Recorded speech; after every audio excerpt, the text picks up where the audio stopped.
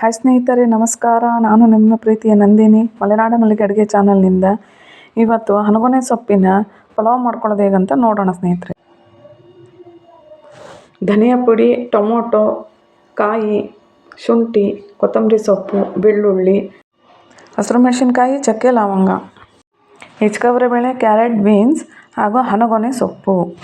ಹನಗೊನೆ ಸೊಪ್ಪು ಆರೋಗ್ಯಕ್ಕೆ ತುಂಬ ಒಳ್ಳೆಯದು ಸ್ನೇಹಿತರೆ. ಒಗ್ಗರಣೆಗೆ ಈರುಳ್ಳಿ, ಟೊಮೊಟೊ, ಒಂದು ಚಕ್ಕೆ ಎಲೆ, ಒಂದು ಚೂರು ಕಲ್ಲುವು, ಸ್ವಲ್ಪ ಚಕ್ಕೆ, ಇದೆಲ್ಲವನ್ನು ಮಿಕ್ಸಿ ಜಾರ್ಗೆ ಹಾಕಿ ರುಬ್ಕೊಂಡಿದ್ದೀನಿ. ಈಗ ಸ್ಟವ್ ಆನ್ ಮಾಡಿಕೊಂಡು ಕುಕ್ಕರ್ ಇಟ್ಕೊಳ್ಳೋಣ. ಅದಕ್ಕೆ 2 ಚಮಚ ಎಣ್ಣೆ ಹಾಕ್ಕೊಳ್ಳೋಣ.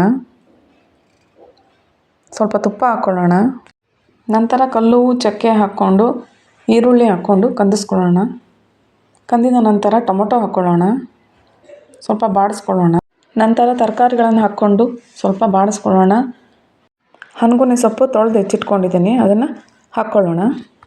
ಹನಗೊನೆ ಸೊಪ್ಪು ಕಣ್ಣಿನ ಆರೋಗ್ಯಕ್ಕೆ ತುಂಬ ಒಳ್ಳೆಯದು ಹಾಗೂ ಕೂದಲು ಬೆಳವಣಿಗೆಗೂ ಸಹ ತುಂಬ ಒಳ್ಳೆಯದು. ಈಗ ರುಬ್ಬಿಟ್ಕೊಂಡಿರುವಂತಹ ಖಾರವನ್ನು ಮಿಕ್ಸ್ ಮಾಡೋಣ.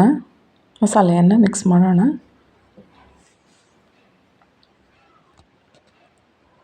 ಸ್ವಲ್ಪ ಹೊತ್ತು ಬಾಡಿದೆ. ಈಗ ಅಕ್ಕಿ ತೊಗೊಂಡಿದ್ದೇನೆ ಸ್ನೇಹಿತರೆ. ಈ ಅಕ್ಕಿ ನಾವೇ ಬೆಳೆದಿರೋ ಅಕ್ಕಿ, ಸೋನಾ 64 ಅಂತೇಳಿ. ಈಗ ಅಕ್ಕಿನ ತೊಳ್ಕೊಂಡಿದ್ದೀನಿ, ಅದನ್ನು ಮಿಕ್ಸ್ ಮಾಡ್ಕೊಳ್ಳೋಣ. ಇದೇ ಅಕ್ಕಿ ಪಾಲಿಶ್ ಆಗಿ ಸೋನಾ ಮಸೂರಿ ಅಕ್ಕಿಯಾಗಿ ಬರುತ್ತೆ ಸ್ನೇಹಿತರೆ ಮಾರ್ಕೆಟಿಗೆ. ಈಗ 1 ಲೋಟ ಅಕ್ಕಿಗೆ 2.5 ಲೋಟ ನೀರನ್ನು ಹಾಕ್ಕೊಳ್ಳೋಣ.